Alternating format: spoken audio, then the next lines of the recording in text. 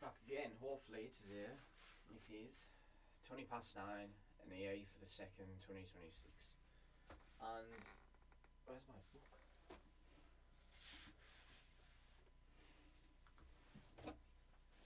It's on the floor.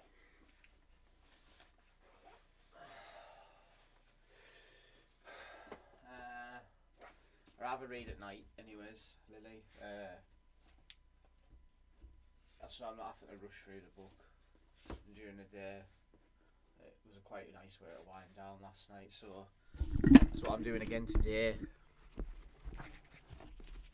So it's still on What You Dream.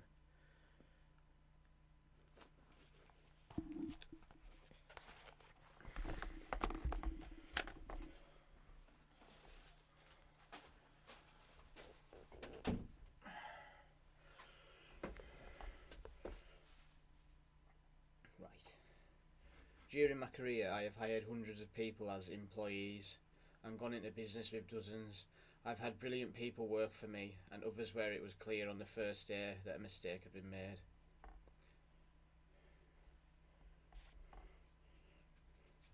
Dad's been eating loads of eggs and somehow I've got egg in my ear. That's clever. I've had about 10 today, I think, over 10. A thing called protein. I'm just sort of thinking I'm obsessed with it. I just want to build muscle for some reason. Anyways.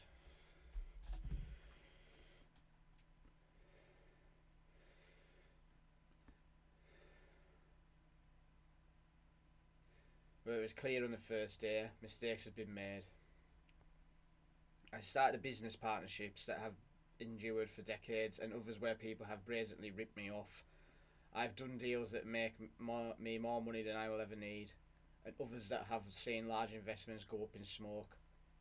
All of those good and bad experiences have convinced me of one thing above all: the people you do business with matter more than almost anything else. The success or failure of your company is going to rest in large part of your ability to hire and fire well, to strike good partnerships, to find the right investor and advisor. It's going to depend on how good you are at bringing the right people into the tent with you and keeping the wrong ones out. That last bit may sound harsh, but there is no getting away from the fact that bad people can break your business as much as good ones can help to make it. People who aren't aligned with your dream, who don't share your purpose or moral code, and who don't have a strong motivation to succeed are going to be a big problem on your business journey. By the same token, great people will surprise you with how much they can do and how important they can be. They will have you from mistakes, see opportunities. They will save you from mistakes, see opportunities you had missed, and help you to drive the business forward. Before long, they will be running the show as well, if not better, than you can, as long as you can reward and look after them properly. The importance of people you work with grows along with your business. You won't just need more people as you get bigger. You also need different kinds of skills and possibly to change the way you hire. You may choose to take it's because it sections the words off it to 2 bits. I'm not stupid. It sections the words off it like 2 bits, and you have to sort of like I can't sort of put them together in my mind for some reason. Anyways. Because like it will finish here, so POS, and then I need to go over down to the next verse or next line to see the rest of it, and I'd have to put it together. So the next bit is POS dash makes it weird, SIBLY, and it's like it just tricks my brain a little bit. I'm not silly.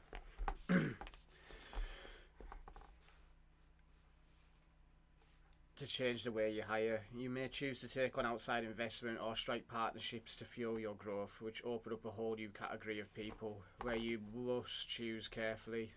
You may want to nurture not just consumer base, but a community that is aligned with the purpose of your business, supports the dream it is working towards, and helps to supercharge both things. Ask any entrepreneur about their biggest challenge, and most will say people. It's the hardest, most time-consuming task, and no amount of systems or sophistication can save you from having to make individual decisions about who you want to work with.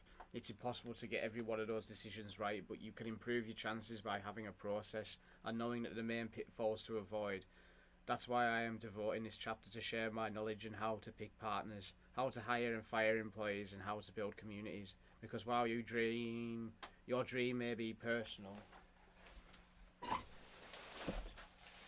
Oh, are you coming in? You're never far away.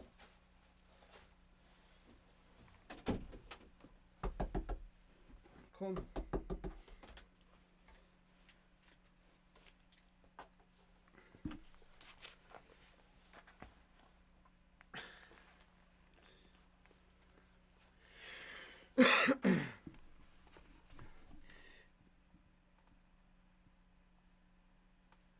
And no amount of systems or sophistication can save you from having to make individual decisions about who you want to work with.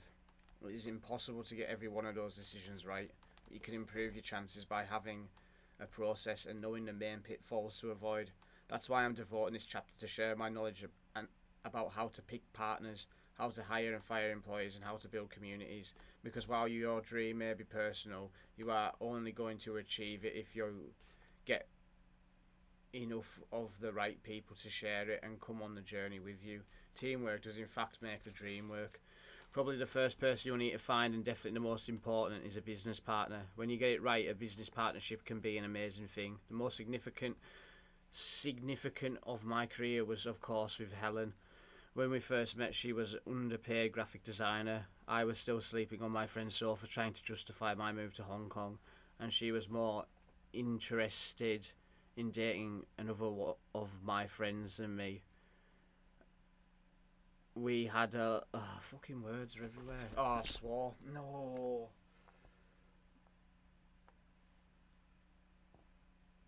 I'll have to find that. Where's that at? 7 minutes in.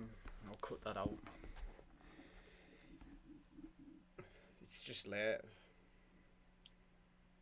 Debating names on the sofa trying to justify my move to Hong Kong.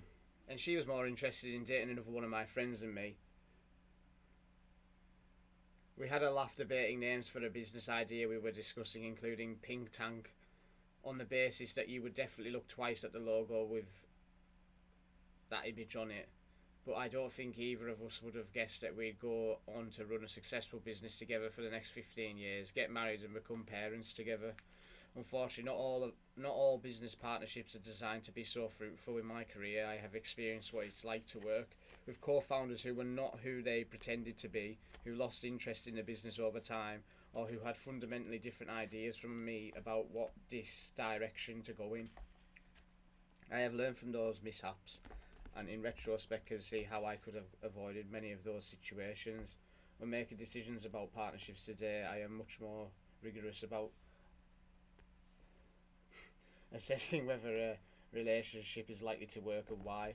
I have a process which I will share with you here, but first you may be asking, do I really need a partner? Isn't it my dream, and shouldn't I be the one responsible for it? Can't I start and run this business on my own? It's simple. Answer is yes, of course you can. Some people prefer to work alone, and that's fine. Jeff Bezos didn't have a co-founder at Amazon, nor did Nick Jenkins, founder of Moonpig, who told me the worst thing in the world for him would be to have a co-founder, because he loved the autonomy of making all the decisions on his own. Perhaps the most truthful answer is that you can go alone, but you might not want to. There are real benefits to having someone, and perhaps several people, running a show with you. It's a bit like going to the gym, of course. You can't establish a successful habit and make gains entirely on your own. But for many people, it'd be easy if you had one or more gym buddies. You see, the thing is with me, I just don't want to go because of the other folk there. That is just the pure reason. I'd rather go all the way to Whitehaven and go to a gym there than go to a gym somewhere close to home. Don't know why. Just don't want to. I don't want to associate with anybody, and I don't want to know anybody. I just want left. To be honest, I'm a bit done with Silif, like, I am. But for many of the people, it'll be easy if you have one or more gym buddies. They encourage you to go when you don't feel like it. They hold you accountable for your goals, and most importantly, they make more fun. Business partners offer those advantages and more. They can also help to balance out any skill or experience you lack. If they are not a technical person or a numbers person or even a people person, then someone who thrives in those areas may be exactly the co-founder you need. It will allow you each to focus on different areas of the business, contributing in ways that others cannot. Having a partner also provides the kind of counterbalance that nobody can provide for themselves. However much we think we know, ours is just one opinion, one set of experiences, one bundle of basis. Most of us don't know what we don't know. Having a partner is one of those best ways to broaden your mind and challenge your assumptions. Often it will help you make better and more rounded decisions. Assuming you want a partner, how do you find one? Just like when you identified your ideal customer, the first thing is to know exactly what and who you are looking for. Sound obvious or even flippant? But I promise you it's important and will pay dividends. Write down a description of the person you would like to go into business with. Be as detailed as you can. The camera's frozen. There's something wrong with this camera. I'm going to have to work out what it is today. I don't think it's froze at all until then. A description of the person you would like to go into business with. Be as detailed as you can. Where did they come from? What have they been doing for the last 2 years? What age are they? Ask yourself if there was one person in the world you could run this business with and pursue your dream alongside.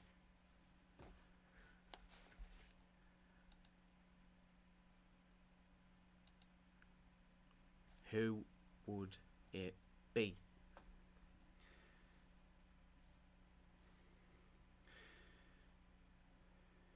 Trying to imagine the person you will work with is not some woo-woo manifestation exercise. It's the simple psychology that we generally see what we are already looking for. If I talk to you about red cars for 5 minutes, I promise you will spend the rest of the day noticing them. Once you have defined your parameters, go looking for that person. There are a lot of ways, but the most efficient is simply to tell people that you are starting a business and looking for a co-founder. Post about it online. Tell your friends and colleagues you are not going to find the right co-pilot for your business unless you make it clear that you're looking. Let's say that works and you have found a potential buyer. Perhaps it arose in conversation that a friend of yours was also wavering in their job and thinking about starting a business, or they knew a friend, sister-in-law, ex-colleague who might be the perfect partner for you. How do you know that that person is right? How do you judge whether or not to trust your dream to someone? My test for potential business partners is twofold. We need to have the right things in common and the right things that make us different. Instinctively, we look for the similarities, but in a partnership, differences matter just as much. Combining two identical people is not the ideal recipe for a business. It's like having two left hands or two people trying to play the same position on a sports team. You will get in each other's way and not cover each other's weaknesses. It's only hard factors, skills, experience and knowledge that you ideally want. A few degrees of difference. You should excel at looking after one area of a business while your partner takes care of another. This is the case for many tech startups, which often pair a technical co-founder with one who is more focused on hiring, marketing, and everything that doesn't involve writing code. But for all those differences, you need to at least one thing in common. This is important, and you should never enter a business partnership without it. You need to share a moral code. Camera's frozen. Again. Why is it doing it? God only knows. Honestly, I bought something the other day and it's like I still haven't managed to get everything I need for it. It's going to cost double what I paid for the item itself to get adapters and USBs, and it's just honest to God. and now the camera's frozen again. I just give up. It says it's a waterproof camera, yet the last one I had fell in a cake mix and then that was broken. So it isn't waterproof or cake mix. It isn't cake mix proof either. Is it going to freeze again?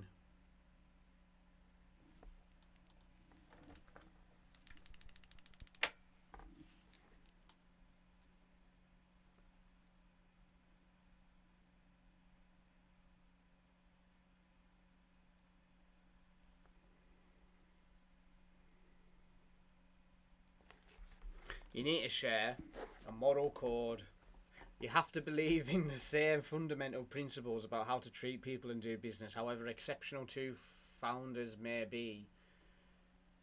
If they have different ideas about how to remunerate their stuff, treat their customers, and honour contractual terms, those going to prove inconceivable over the long term. The nature of a business partnership is that while you might have differences, different areas of focus day to day, you will make the big and difficult decisions together. It's those decisions that reveal whether you share a moral code, a basic sense of the right and wrong way to do things.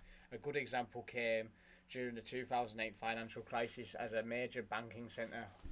Hong Kong was hit hard and businesses quickly took a turn for the worse. Helen and I watched as our clients began to shut up shop and our competitors quickly laid off staff. It seemed like we had no choice but to follow suit. If Fluid was to survive, we would have to make many of our people redundant and try ride out the storm. One day I said as much to Helen: either we started laying people off or the company would die.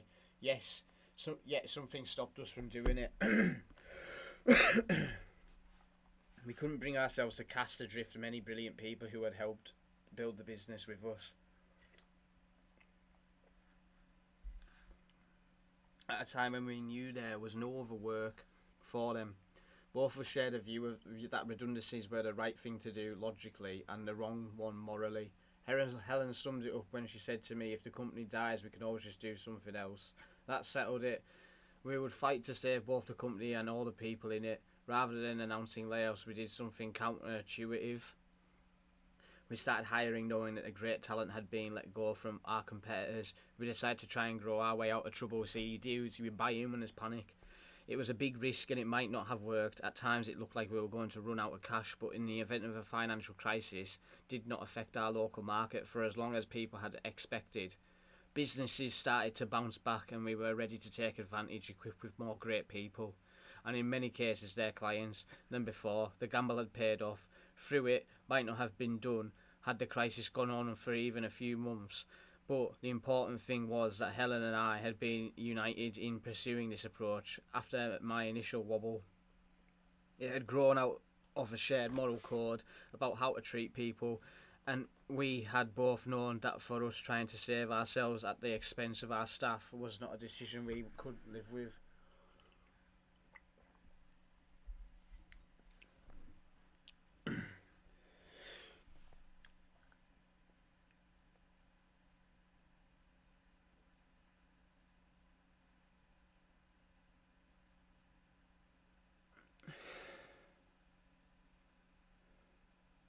We had grown out a shared moral code about how to treat people. We had both known that for us trying to save ourselves at the expense of our staff was not a decision we could live with.